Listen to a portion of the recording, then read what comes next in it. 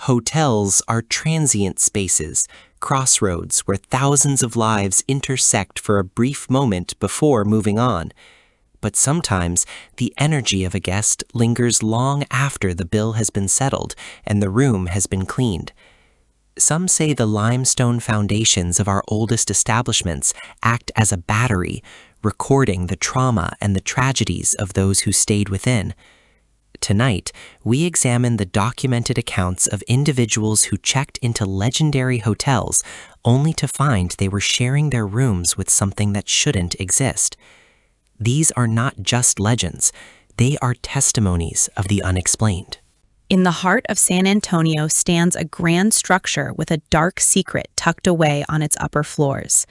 In 1965, a guest checked into room 636, but he didn't come alone.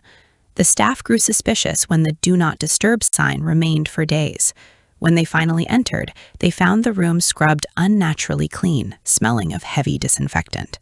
However, beneath the surface of the floorboards and behind the wallpaper, investigators found the remains of a gruesome crime that defied logic. To this day, guests in the adjacent rooms report the sound of a heavy suitcase being dragged across the floor in the dead of night. The phenomenon isn't limited to sounds. Witnesses have described seeing a man in a blood-stained suit walking the hallways of the 6th floor, his expression one of utter detachment. He doesn't acknowledge the living. He simply walks toward the elevator and vanishes before the doors can open. Modern guests often complain of an oppressive weight on their chests while sleeping, a sensation of being watched by someone standing just at the edge of the bed. It is a cold, analytical dread that permeates the air, leaving travelers with an unshakable urge to leave before the sun rises. Moving north to the rugged mountains of Colorado, we find a hotel that served as the inspiration for modern horror's most famous dwelling. While the fiction is terrifying, the reality is more subtle and perhaps more unsettling. Room 217 is known for more than just its famous guests. It was here that a chambermaid was injured in a localized explosion decades ago. She didn't die in the room, but it seems her spirit returned to her place of work. Guests often return to find their luggage unpacked and their clothes neatly folded, or feel the covers being tucked tightly around them by invisible hands while they sleep. The activity in the mountains isn't always so helpful. In the grand ballroom, the sound of a phantom party echoes long after the staff has locked the doors. Analytical recordings have picked up the clinking of glasses and the low hum of conversation, despite the room being physically empty. This is residual haunting at its most crystalline, a loop of time caught in the architecture. Investigating these sounds reveals no physical source, only a drop in temperature so severe that it frosts the breath of those standing in the center of the dance floor. The past is not dead there, it is simply waiting. Deep in the Ozarks, a limestone hotel sits atop a hill, once advertised as a hospital for the terminally ill. The man who ran it was a fraud, promising cures while his patients withered away. Today, the basement, once the morgue, remains a focal point for disturbing encounters. One visitor reported being followed by a man in a white lab coat who carried a clipboard. When the visitor turned to ask for directions, the man simply dissolved into the stone wall. This isn't a singular event. Dozens of independent witnesses have described the same figure, always walking the same path toward the old autopsy room. The nature of these hotel hauntings often suggests a lack of awareness from the spirits themselves. They appear as shadows of their former lives, caught in the routine of their final days. However, some encounters are more interactive. Guests have reported their names being whispered from the bathroom mirrors, or finding handprints on the glass that are far too small to be human.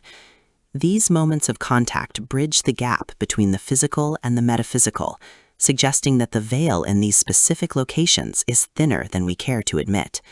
It is a quiet, persistent intrusion into our reality.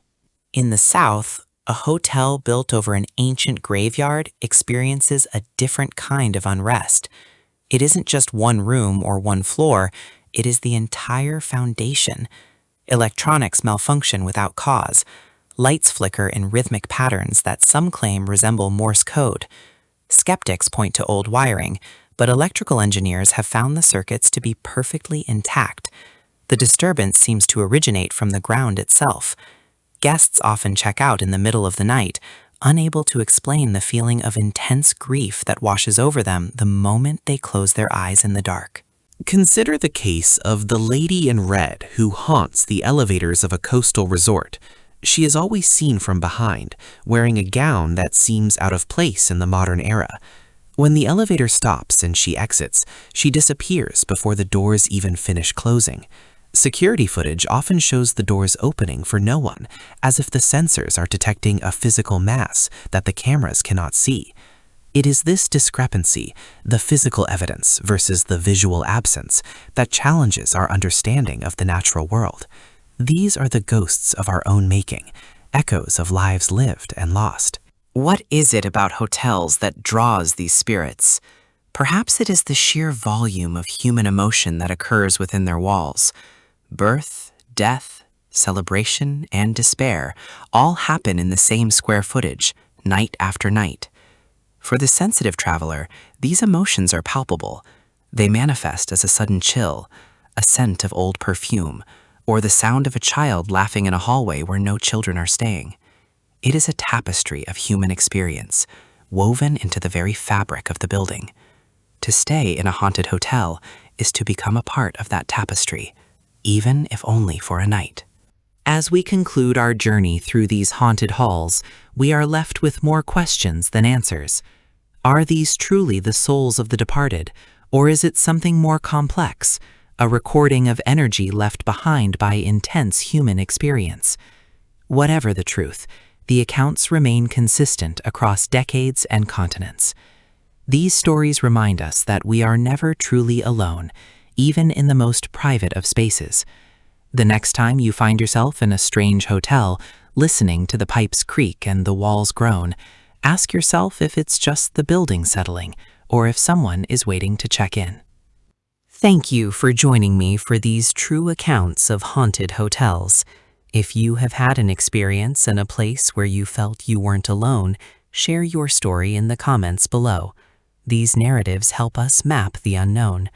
Don't forget to like and subscribe for more updates and more journeys into the dark.